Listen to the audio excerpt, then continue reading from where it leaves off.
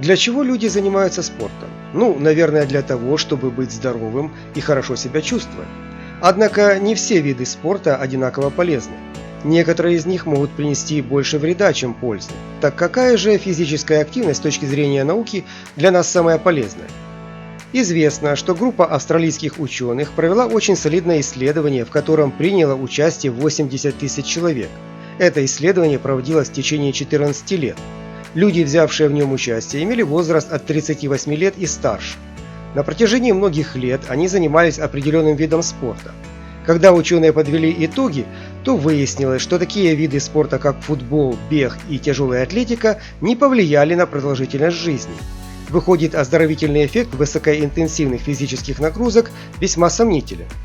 А вот, например, бадминтон, теннис и прочие виды спорта с ракеткой оказались самыми полезными.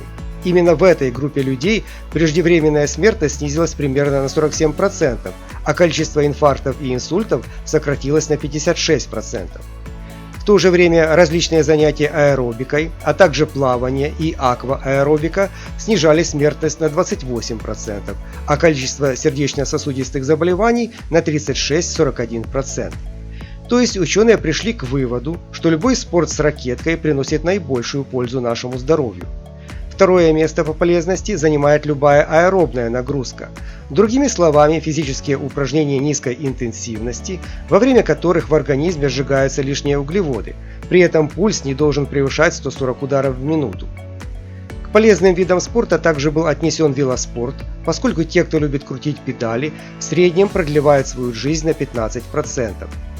Существует также исследования среди конкретных групп спортсменов, например, среди профессиональных футболистов.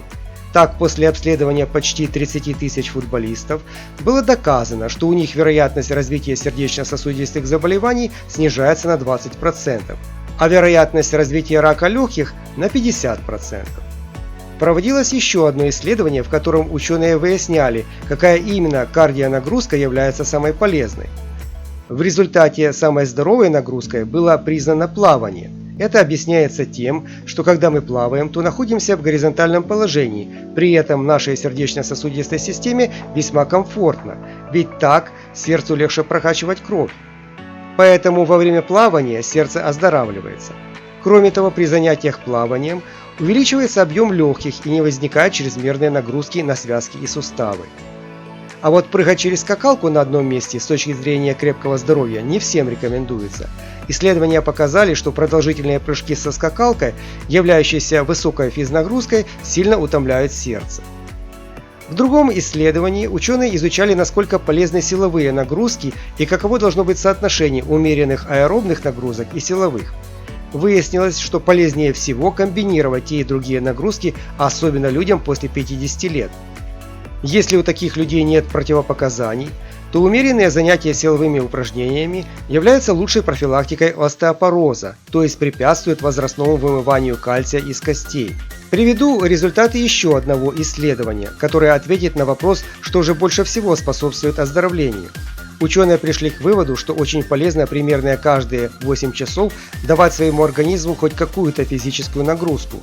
Самое простое – это ходьба. Если через каждые 8 часов мы будем проводить обычные прогулки по 30 минут и будем это делать в течение всей жизни, то у нас появится шанс дожить до глубокой старости. И, конечно же, очень большое значение имеет эмоциональная окраска физической нагрузки. Главное, чтобы какой-либо вид спорта вам нравился и приносил удовольствие. Без этого никак.